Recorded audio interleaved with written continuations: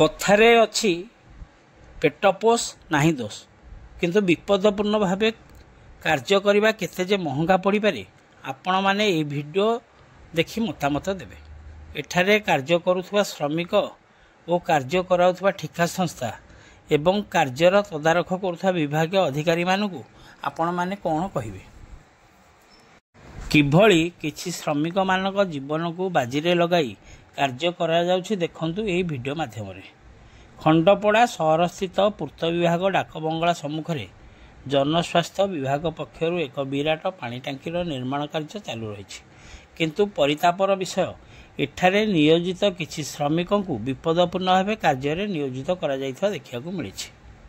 एपरिकी रास्ता तलू प्राय 70 फुट उपरे एही पानी टांकीर अग्रभाग कौन सुरक्षा किट न पिंधि श्रमिक माने निज जीवन को बाजी लगाई कार्य करुछंती, जहाद्वारा कौनसी मुहूर्त रे किछि भी अघटन घटिपारे एवं एमानक मध्यरु कहार जीवन मध्य चली जाई पारे। एही बळी दुस्साहसिक कार्य जे केते महंगा होई पारे आपण माने अनेक वीडियो माध्यम रे देखिथिबे।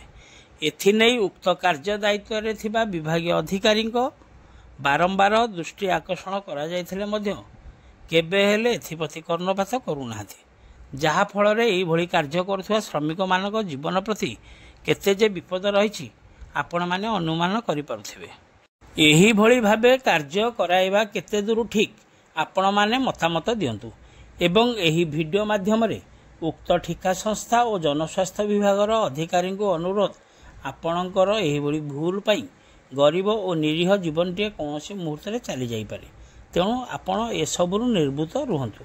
अन्य पक्षरे स्थानीय प्रशासन एथिप्रति दृष्टि देवा सहित एभଳି भावे कार्य कराउथिबा व्यक्ति मानक प्रति कठोर कार्यानुष्ठान ग्रहण करने साधारण दाबी होछि। देखिबाकू बाकी रहिला स्थानीय प्रशासन पक्षरु एही भଳି कार्य प्रति आगामी दिन में किभଳି पदक्षेप ग्रहण करा जाउछि। खंडपड़ारू संतोष कुमार साहू रिपोर्ट, खंडपड़ा खबर।